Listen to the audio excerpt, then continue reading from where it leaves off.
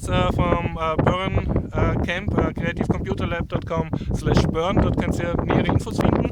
Ich mache mit dem Steve, der gerade die Kamera hält, zusammen dieses Burn Outdoor Adventure Camp. Und die Idee ist, Computer programmieren und Outdoor Experience wandern und die einzigartige Landschaft von Burn miteinander zu kombinieren.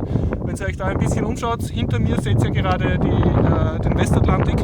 Das ist die Westküste von Irland. Und die hat lauter so geschützte Bays, also geschützte Buchten, wo man zwar im Atlantik sein kann, aber ohne die Gefahren der Wellen. Was wir jetzt machen, ist sehr gefährlich, weil wir auf diesen Steinen hier balancieren. Burn ist hat ein sehr interessantes Mikroklima hier. Das ist ein sehr windiger Steinhaufen, der gewaschen wird mit Öl, forschen kann. Man kann hier sehr gut wandern und es überleben hier sehr viele Pflanzen, die sonst nirgends überleben. Und zwar in den kleinen Spalten. Can you aim down with the like this here? Also diese Pflanzen überleben hier durch die geschützten Steine und weil die Steine die Wärme speichern. Also man sieht hier einzigartige Flora. An Fauna, es gibt zum Glück keine gefährlichen Tiere hier.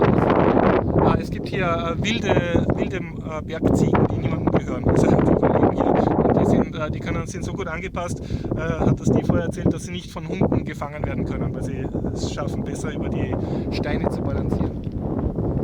Ja, ich versuche euch noch mehr zu zeigen.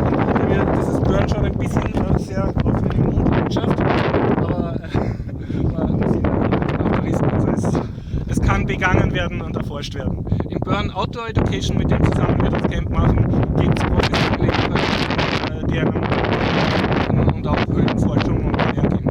Also wenn euch das interessiert, geht zu creativecomputerlab.com. T-Shirt.